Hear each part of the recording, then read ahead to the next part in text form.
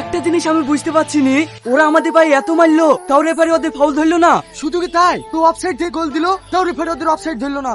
ওই শালা রেফারি ওদের কাছে ঘুষ খেয়েছে, ধরে নিয়ে আয় ওই শালা রেফারিকে, ওকে দেখছি।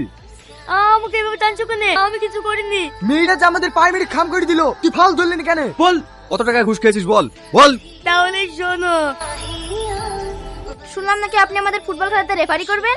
হ্যাঁ আমি যাচ্ছি তোমাদের রেফারি হিসাবে। শুনেন, আমাদেরকে কিন্তু এই ম্যাচটা জিতাতে হবে। মানে আমরা যাই করি আপনি কিন্তু ফাউল ধরতে পারবেন না, আর যদি আপনি ফাউল ধরেন তাহলে আমরা সব মেরে গিয়ে আপনার নামে থানায় ইফটিজিং এর কেস করব। এইসব তোমরা কি বলছো? তুমি আমাকে হুমকি দিচ্ছ?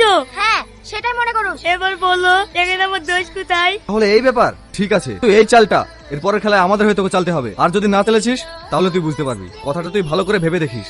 আমি রেফারি করতে কি জেলায় পণ্য, এখন আমি কোন দিকে যাই?